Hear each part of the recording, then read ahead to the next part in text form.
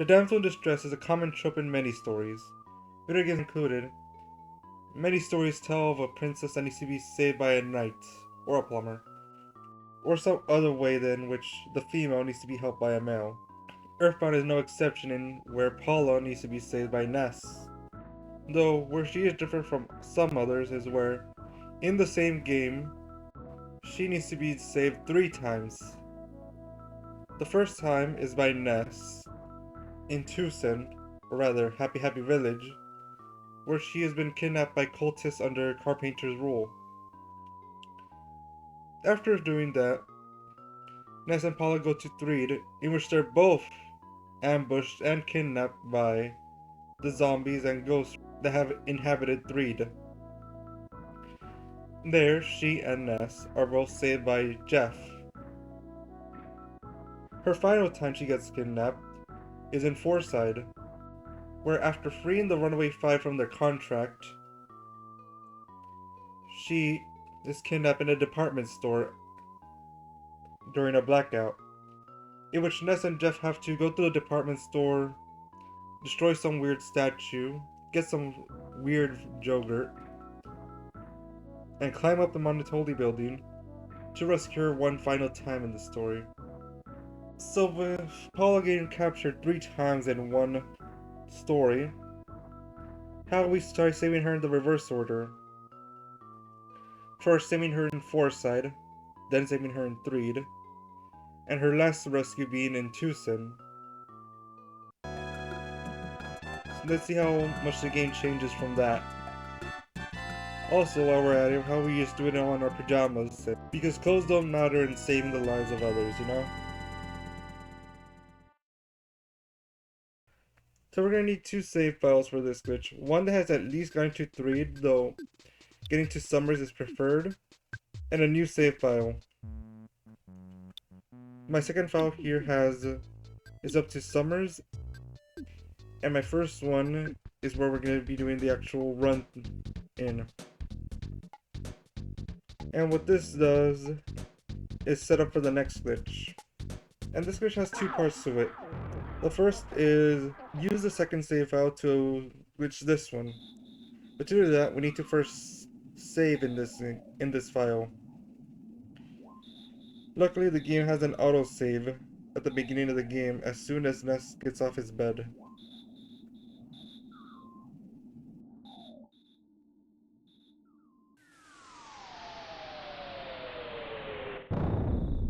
So once the meteor lands and Ness wakes up, we're gonna reset the game.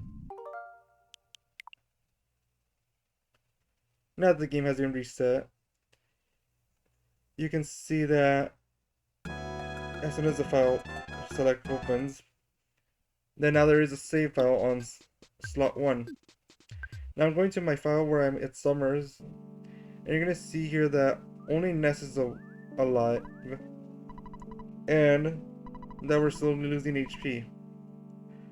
You need at least 12 HP if you're doing it here. And the reason is that you're gonna have to go to some stairs. There's stairs in Threed, Scaraba, and Summers. All you have to do is stand on these stairs and let the HP slowly run down. While we wait, I'm gonna explain a little more why we do this. When you're on stairs, the game treats Ness a little differently than when he's not. And the way he treats it differently lets us walk through walls. But first we need to get off the stairs without getting off the stairs. So that's why we wait for a game over on these stairs. And the reason why walking through walls is useful is that it lets us go to rooms that we're not supposed to yet. The way that the world is made in the game's code is that every area in the game is in one huge map, including indoor and outdoor areas. Because of this, we're able to go from the inside of Ness's house to any other area in the game, somewhat. And this is useful in that we're going to use it to simply leave home without taking off our pajamas.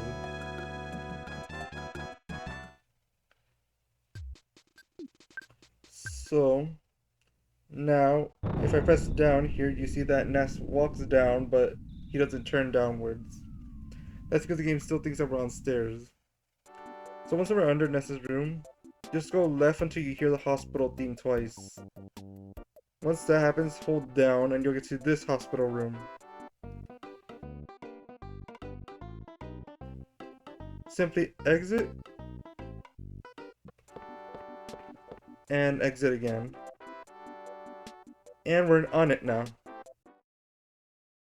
You can get to any hospital, but I chose on it to show off a little more of this run. So as you explore through on it, you'll see that it's very empty.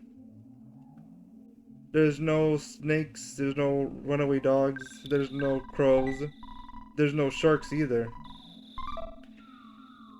In fact, anything that's an enemy is just missing. And while enemies are missing, bosses are not. So for that, we're gonna go first to the hideout and get the baseball cap.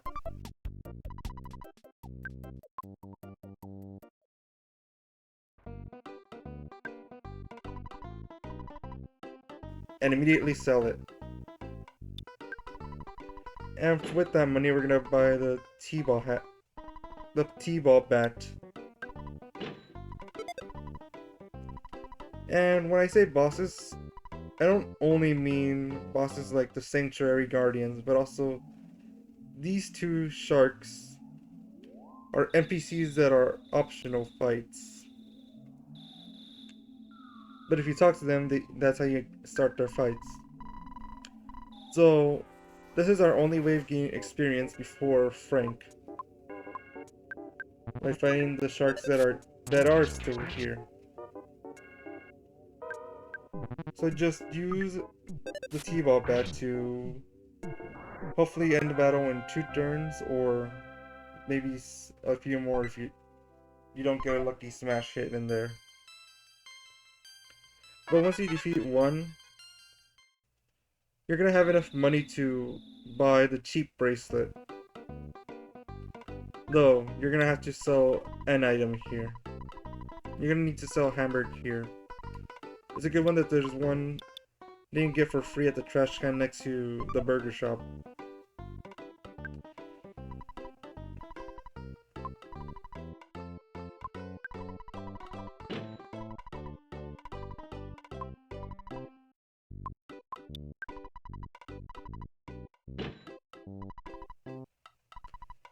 So once you have enough money, you can buy the cheap bracelet.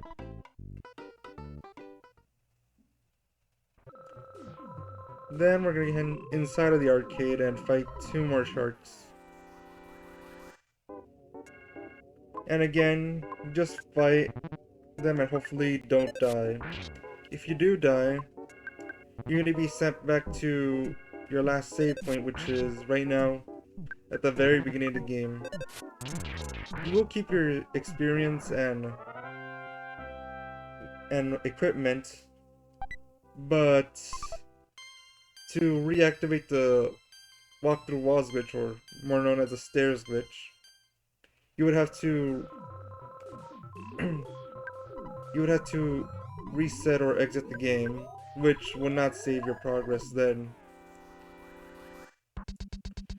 And as for when you can actually save normally, you would have to go through all the way to the meter, to Pokey, then get back home, then have Pokey knock on your door, talk to him, then talk to your mother, which will get rid of your pajamas, and then you can actually save once your dad calls you. And since we want to keep our pajamas, we can't do that. So, and because we can't do that, we're not able to save at all through this run. So just a little extra to the challenge there. Anyways, once you defeat those 2 sharks, you're gonna have enough to buy the baseball cap and a little extra if you wanna buy some burgers. Despite our limited amount of enemies that we can fight, money is not an issue here.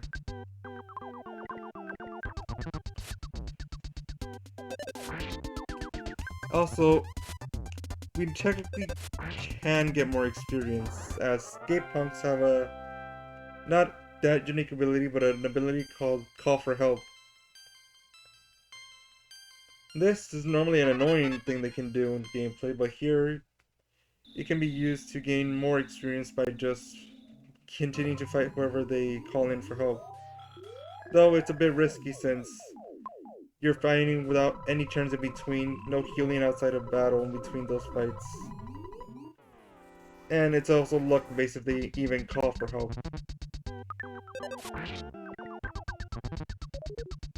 But yes, you can technically get up to level 99 and max dollars before fighting Frank, by getting extremely lucky with the skate punks.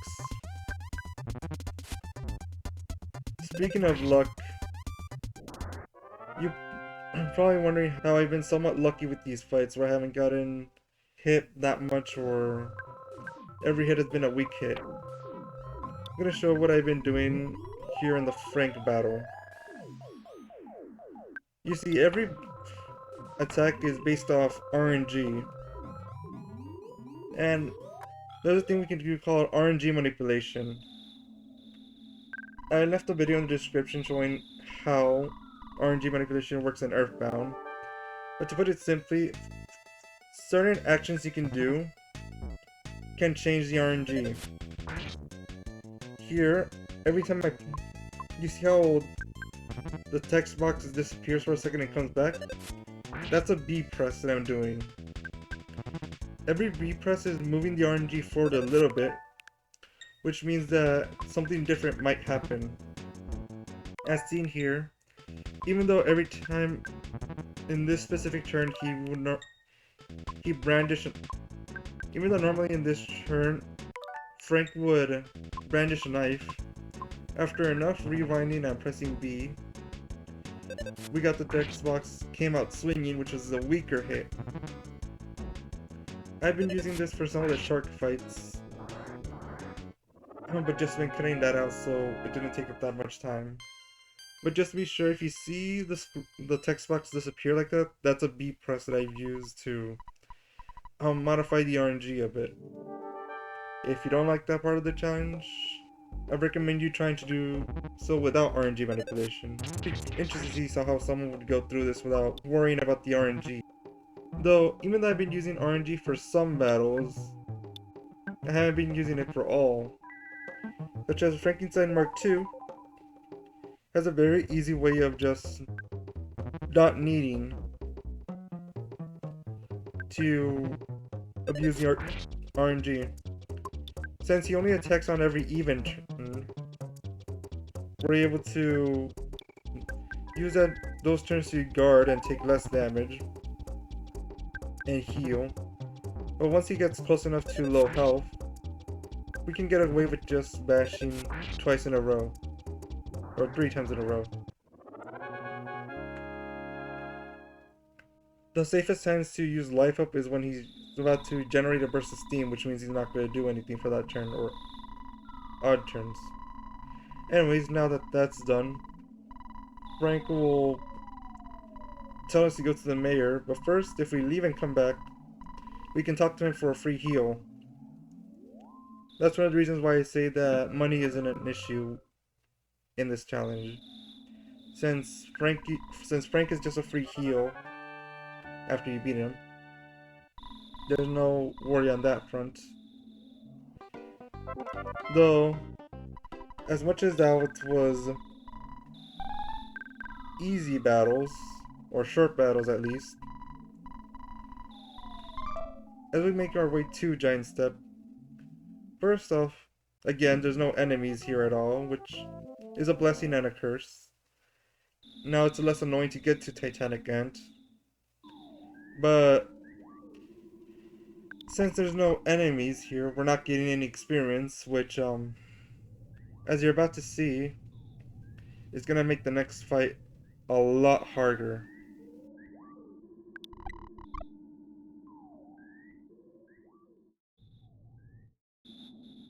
I'll spare you the amount of times that I had to rewind, but just remember that every B press is a time that I had to rewind that turn and see where it had to go, and see how long these turns are with the black androids using life up on every turn. Speaking of which, the reason why I defend here instead of actually attack, if I attack, the black androids are just gonna heal that HP back up, and they can target either Titanic Act or themselves. So I just keep using defend until they stop using life up.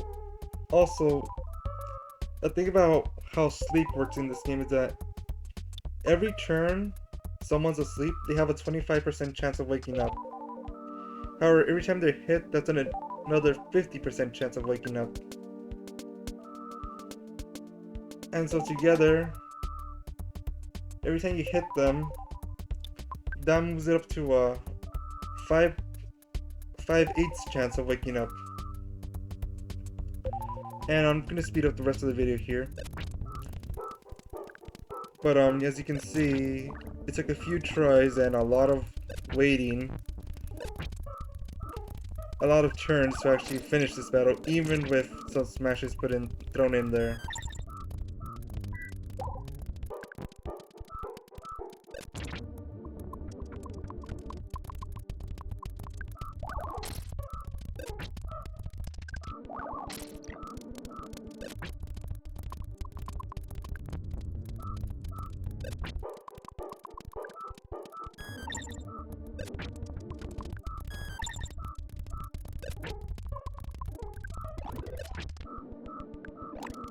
But with that done, Titanic Ant's defeated, and we gain some experience too.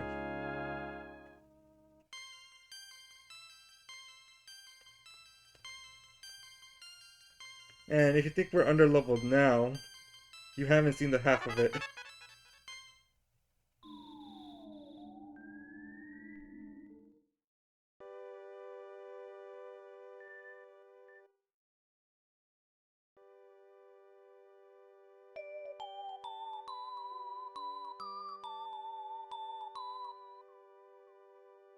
So Giant Step is also another free heal, which is good because now we can just head straight to the cops without going. We can go straight to the police and without having to go through, without making a visit to Frank. And these are just, the 4 cops are easy enough battles. Use a little RNG manipulation here and there for opportune attacks, but mostly that's just enemy battles. The actual difficult one is Captain Strong himself. The most annoying thing he'd do is use a submission hold. As you can see, that did a lot of damage. But a hamburger is enough to fix that up. The best that can happen is that he just uses guarding and raising his temper, as those will deal no damage to you.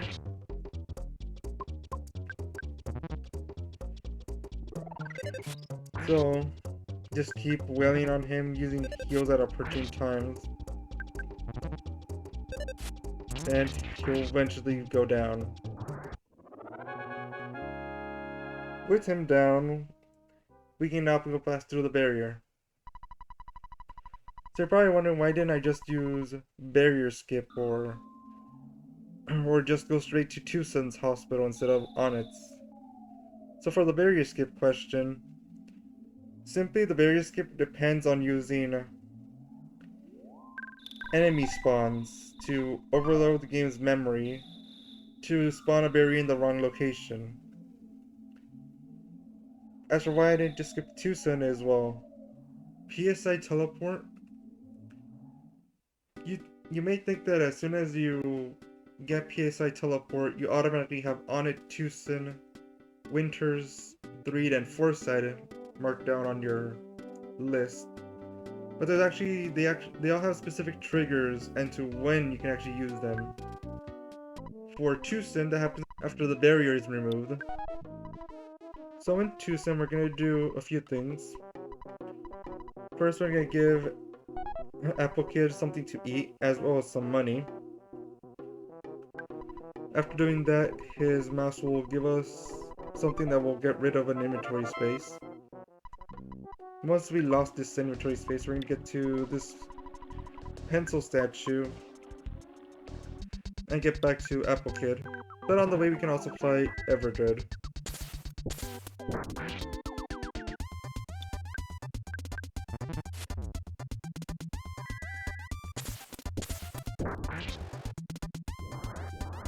We have fought Everdread. Apple Kid will give us the pencil eraser, which is nice for getting to Happy Village, but we're gonna use it for something else. Also, while we're here, we're gonna get some skip sandwiches. You need at least 2 for the next glitch. Go down to this area and eat a skip sandwich. And then just move your D-pad, just roll your finger on the D-pad between left, down, and right. And just keep doing that, and eventually you'll get to here, which then you do down and left with a little bit less of right. So this was a skip sandwich clip, and let's just walk through some weird corners in the game that are not properly, that don't have proper collision. So we use one to get up to this mountain, and then we use another to get off this mountain here. Because of this, you need at least 2 skip sandwiches. But if you rewind, you need only 2. But if you don't, basically fill in your entire inventory with skip sandwiches and eventually you'll get it. And for that last one, we did up, right, and left, but a lot less left. And with that, we completed Twoson skip. And if we go right here, we also do Threed skip. Essentially, that is the area between the 2 tunnels that are between Threed and the desert. And because we're able to just walk through there, we're now in the desert a lot earlier than we should be. And from here, we're able to just get to Fourside normally. We talked to this woman and she wants something expensive to let the Runaway 5 free. So we're going to do that, but first we're going to go left here and go up to where you see the Sanchez brother and their friend. And you get the $1,000. Again, another reason why money isn't a problem. With this money, we're going to go ahead and buy only the Mr. Baseball bat. Everything else is basically useless to us right now. Also, we can sell a big bottle rocket that you can find in the desert, as well as other items that you don't need.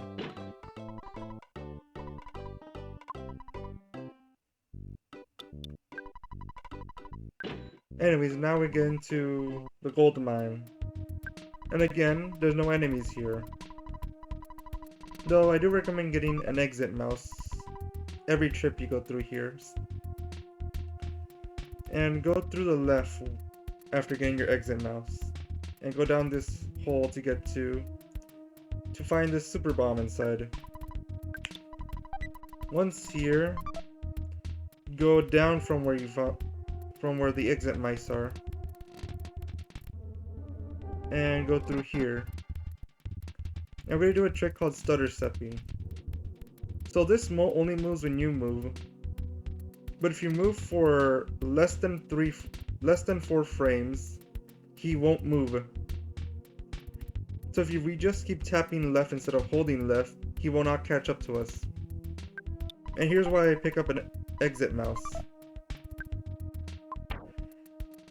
Once we equip the platinum band, we can use the exit mouse and we'll get to the start of the dungeon without even fighting this mole. I heard he's 3rd strongest and we don't want to deal with that. Again, we're going to do the stutter stepping to get the mole stuck on this skull. and stutter step again to reach this present. Now with these pieces of equipment in hand, or on our body, now we can fight the mole.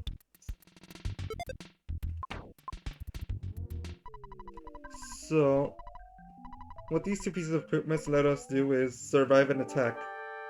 Maybe two.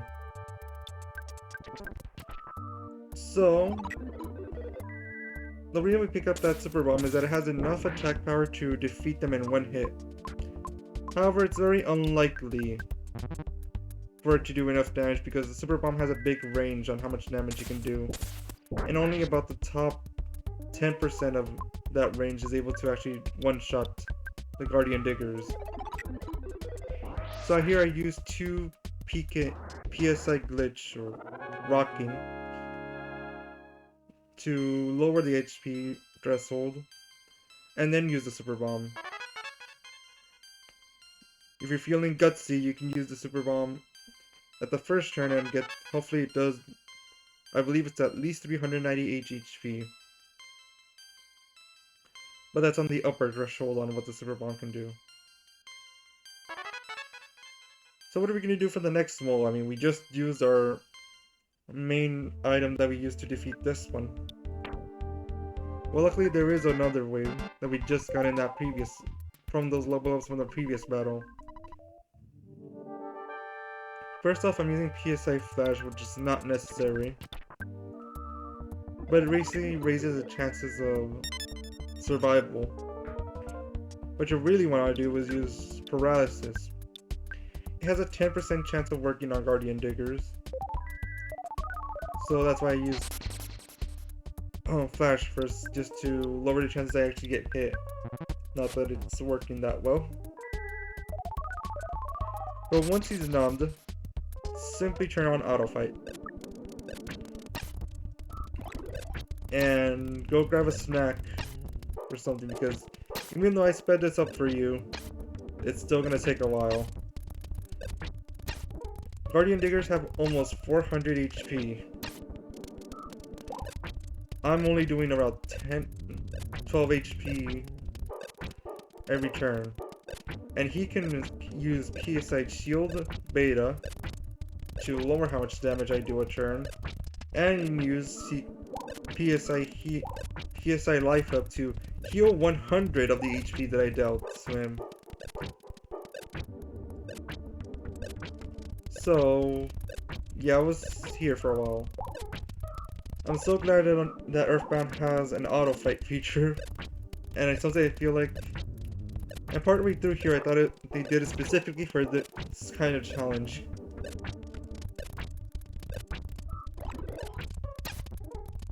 So as we're approaching the end of this fight, just have to just wait a bit. My screen went dark because I stopped paying attention for a bit. But the battle's won. And guess what? In the next battle, we're gonna do the same thing. The good news is that we're gonna have higher stats,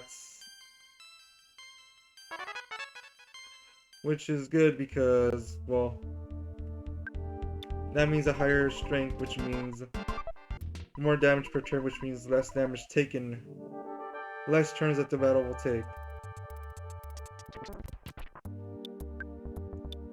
So just use Paralysis until it works, and you win.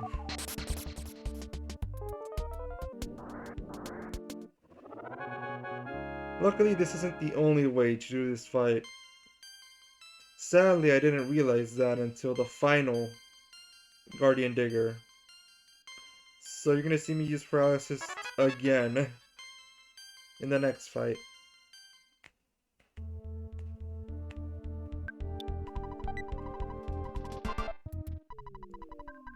So even though there's a way faster and easier method of defeating the Guardian Diggers, my dumb brain thought I needed to use Paralysis again.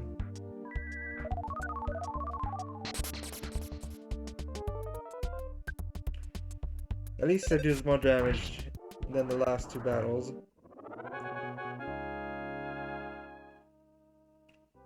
But as you saw in the level up of the second Guardian Digger, I got PSI Glitch or PSI Rocking Beta. This is, well, a stronger version of PSI Rocking, and it's not dulled by the shield that he has.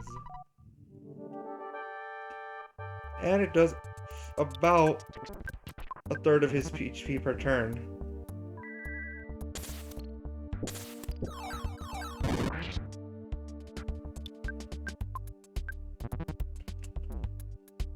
So in 3 turns, the battle is guaranteed done, basically.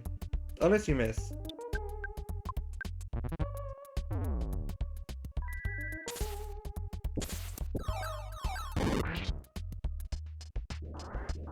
So yeah, I could have just done that in the previous battles. Though, I should have checked my psychic power, my psychic clicks, maybe it wasn't enough. Either way, I was dumb and, well, I paid the price for it. That's why you always research before going headfirst into things. Anyways, now with the 5 moles done, we can exit. Now we're gonna get a picture taken. Now, I know I said I was gonna wear my pajamas this entire time, but, Ness for some reason doesn't like taking pictures in his pajamas, so he just puts on his clothes for like 3 seconds and takes them off again. In front of this group of people, no less. Anyways, just talk to Geraldo, or Geraldo, or Geraldo. One of those names, it's right. I hope. And just walk to Fourside, or take the bus to Fourside.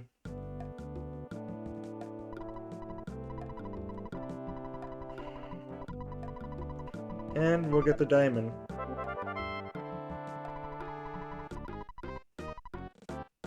Which we can use to bribe.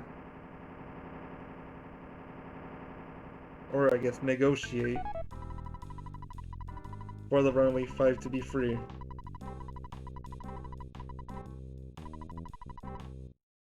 After some fumbling around, we just go through the department store and...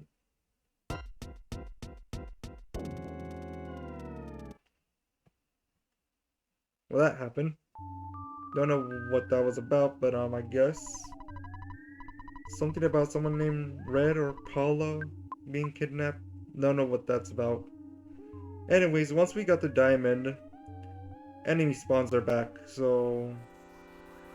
yeah, no longer about being underleveled. Though, we are still 1 character down, as we're supposed to have Jeff with us here. But as you can see, he is not with us right now. Anyways, for the department store book, using PSI Flash to get confused is a good strategy, as when you act unusual, you probably know from fighting moles playing rough or Mr. Baddies that an attack will normally stop them from acting unusual. However, psychic skills do not. So by just spamming Psychic Rocking Beta and him only using psychic moves, we can get away with taking very little damage in this fight.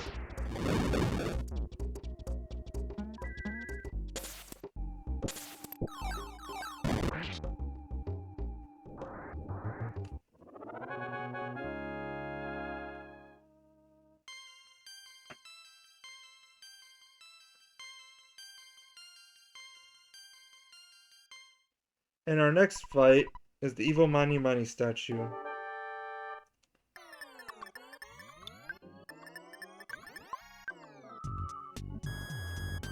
This one took me a lot more tries just because of how... first off, I didn't equip the travel charm for some reason. So... and Psychic Rocking Beta is very useful. And I had to worry about him using PSI Magnet as well as using paralysis on me. So I had limited uses of my psychic skills, and if you ever use paralysis alpha, I can no longer use my physical skills. I can no longer use my attacks anymore in the fight. So it took a bit of RNG, but I did manage to beat it after a few tries.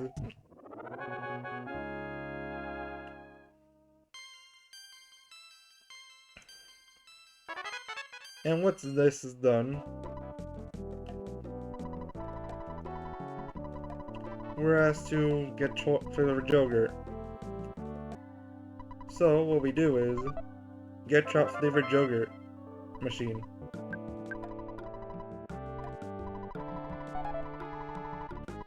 This is why we got the pencil eraser back in Twoson. Now for this fight, there's a really simple strategy for this fight. Auto fight. The clumsy robot, sure, it does have a strong attack, but it rarely uses it, and so it will always drop you to low health. The auto fight is gonna cure you just in time for it. But once we finish the fight, we'll get the runaway survive to help us. Or at least lucky. The rest are just standing there, really.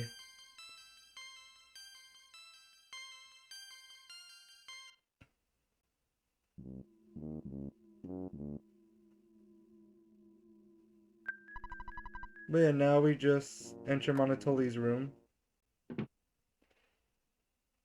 And we say Paula.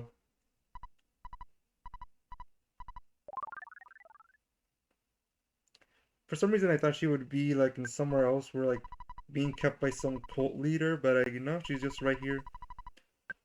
But right here in a very tall skyscraper. But yeah, now we can save Paula here in Fourside. Pretty late in the game to get your first party member, don't you think?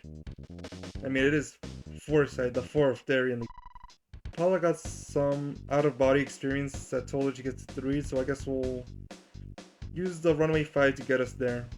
I mean, that is how you're supposed to get to Threed in the first place, right? Using the Runaway 5 to take you there.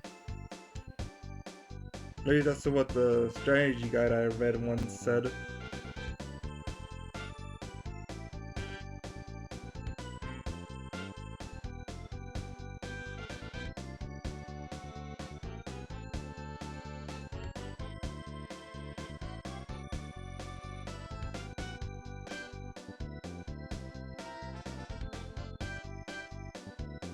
I was normally gonna cut this part out, but unrelated to this entire challenge, I just thought of something unrelated to this challenge. Something mildly humorous happened since we got the receiver now.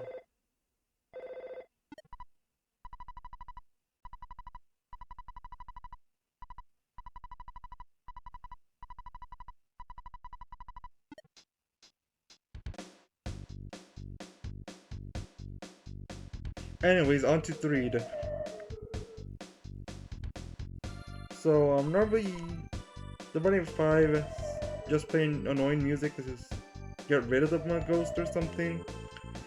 But since we're entering from the east side rather than the west, these ghosts are not actually programmed to leave and actually take the bus. And since the game wasn't ever expecting to do this, a few weird things happen. First, the screen gets a little weird, as it's trying to actually find where you are. Second, once the screen actually finds you, Ness and Paula are invisible, and the teddy bear. And now, Threed's music is now permanently, or at least as far as I find, replaced with the Runaway 5's theme. Also, enemy spawns are also gone again.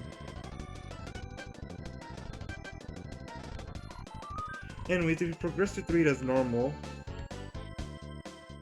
or as normal as you can be as two invisible children and a teddy bear, you see that it actually does work like as it should be.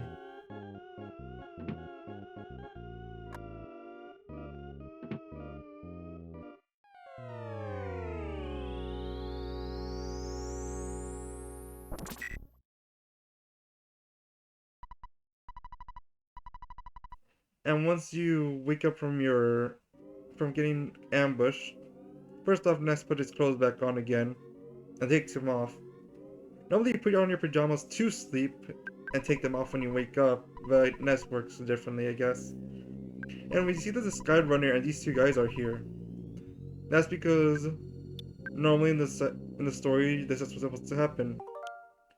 If you try using it, however, the game soft locks and you're not able to move. That opening the menu you saw was me mashing every button to see if anything would happen after checking.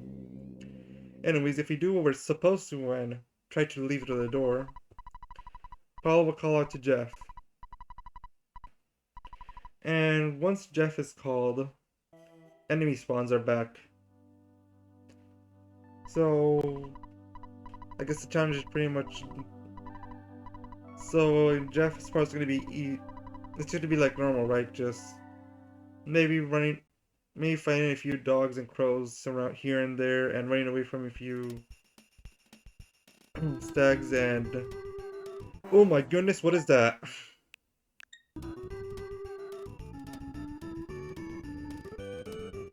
So yeah, since we finished Fourside, the game now thinks that we came here to get to Rainy Circle. So now enemies are that you would get to this late in the game. And I'm just gonna, and as you can see,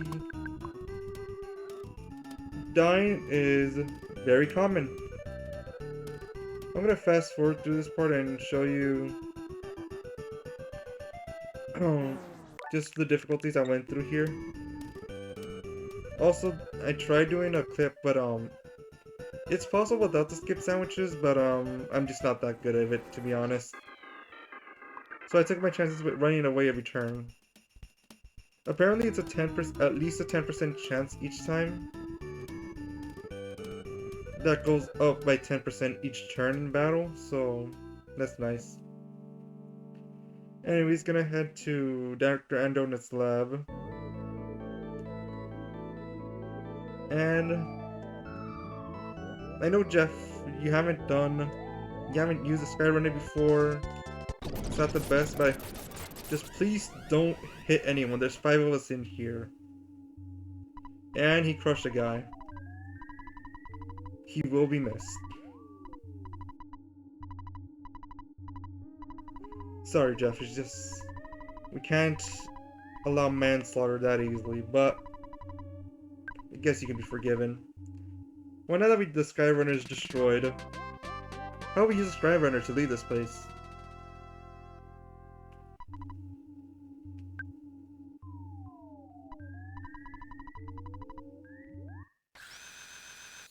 So yeah, let's just go through this here and go back to Dr. Andonut's lab.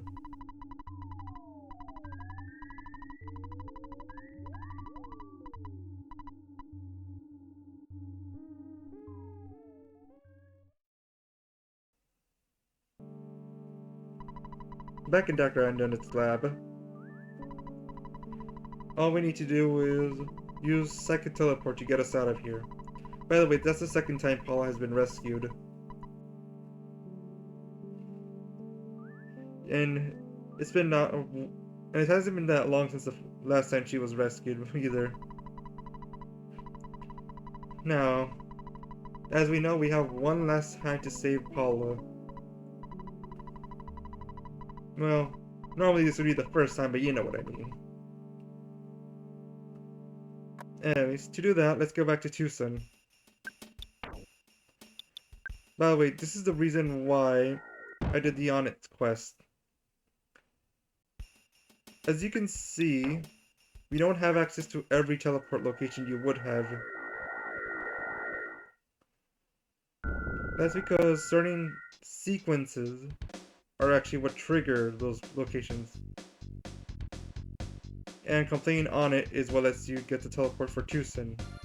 You would think that's the one for On It, but apparently not. Since that weird glitch with the ghost and the Runaway 5 happened in Threed, Twoson also has this glitch happen to it. Which is interesting because as you saw, Winters didn't have the Runaway 5 theme playing in the overworld. So it makes me think that because the Runaway 5 are here also, that's why the glitch happens again. But anyway, let's go save Paula.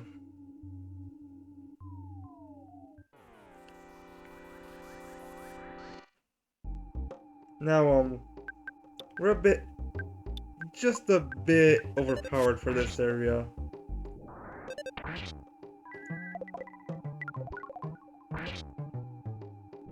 Just a bit, not that much, you know? Anyways, we head to Paula. So we head to this shack, or whatever this cabin, I think it's actually what it's called.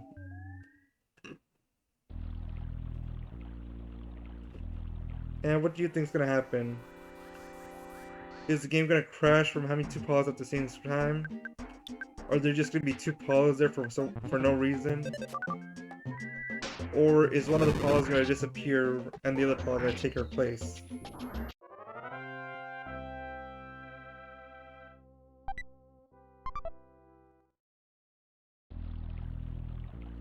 And the answer is two Paulas.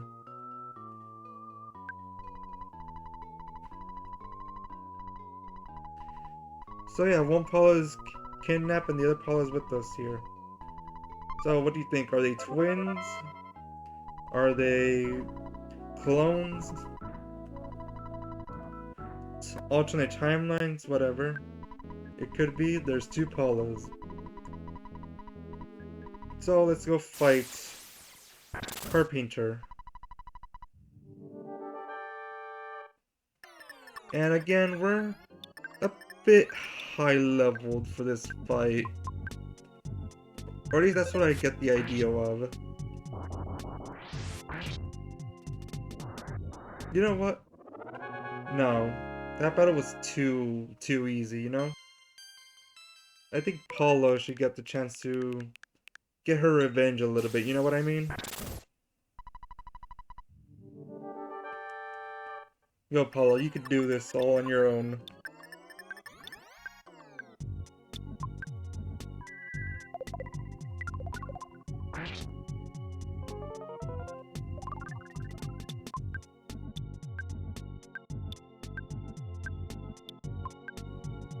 Oh, Ness is homesick. Good thing this is the last battle that we're gonna do here because we can't call Mom.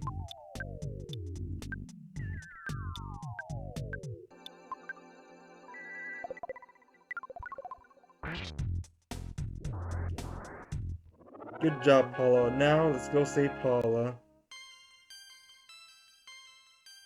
So, what do you think is gonna happen now? Is the game gonna crash from having two Paulas in the party?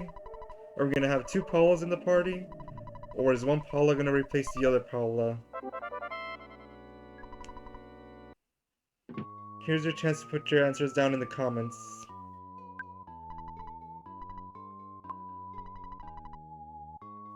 The correct answer is... Drum roll, please. What do you mean we can't afford a drum roll? Fine, just... The answer is Paula takes that teddy bear and joins the party and... disappears. It seems we had the real Paula all this entire time. And if we check our goods, you see nothing like we got the teddy bear back or Paula's items didn't duplicate or anything. Check our status. Paula is the same as she was before. she didn't revert back to level 1 or anything. So yeah, the other Paula is just gone. But with that in tow, we have now successfully rescued Paula in reverse order, starting with her kidnapping in Fourside, then onto her kidnapping in Threed, and ending with her kidnapping in Twoson. Lots of kidnapping for one girl in one day. But hey, that's just how life is.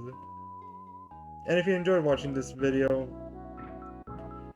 be sure to give a like and comment, and if you want to see me do more things in the wrong order in games, feel free to subscribe to see more of that in future videos.